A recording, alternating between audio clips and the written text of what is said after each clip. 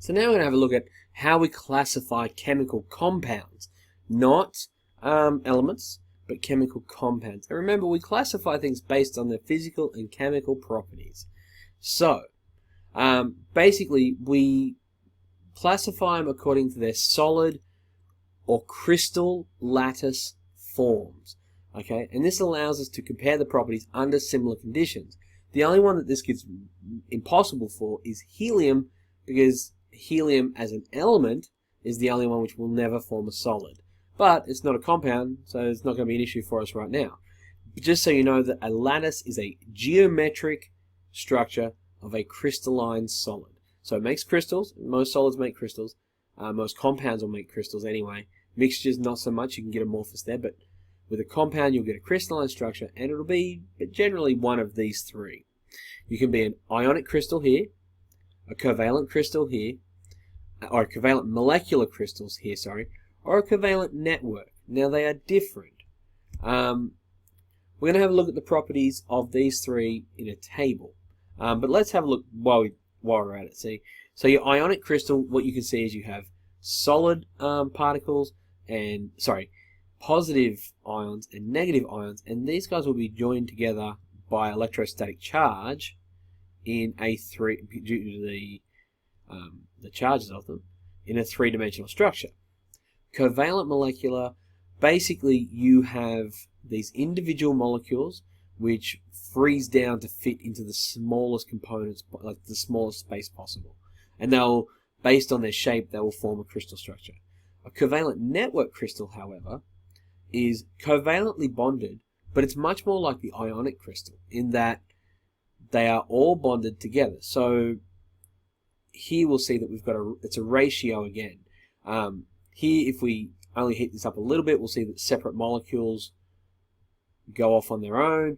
Whereas here, what we see is that once it's a solid, they all bond together, and they're kind of stuck there.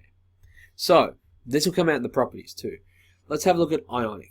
The particles forming the lattice are cations and anions. The forces holding it together are ionic bonds or opposite electrostatic charges. Their electrical conductivity. As a solid, they're not conductive at all. But molten, so when they're melted, they're good. And when they're aqueous, they're really good as well.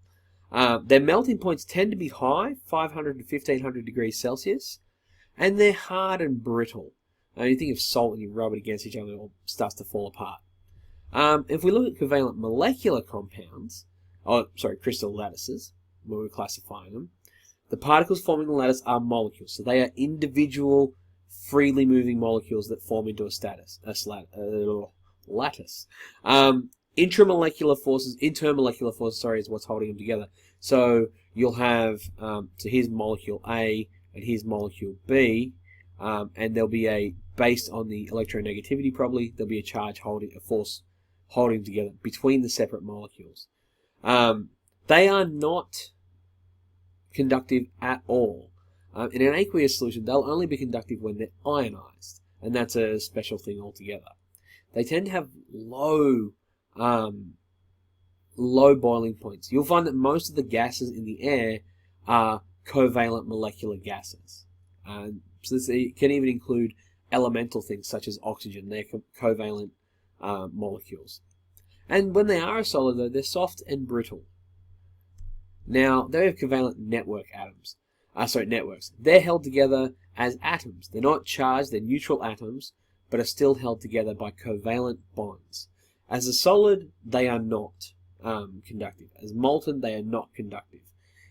Aqueous, however, they're not soluble, so no ions are formed. And because no ions are formed, there's no electrical conductivity at all. They have very, very high, very high boiling points, melting points, and those are above 1500 degrees Celsius. And they tend to be very hard and very brittle. Alright, I hope that made a lot of sense. If you have any questions, ask them in the comments below and we'll get back to you as quickly as we can. Thanks for watching. See you next time. Bye now.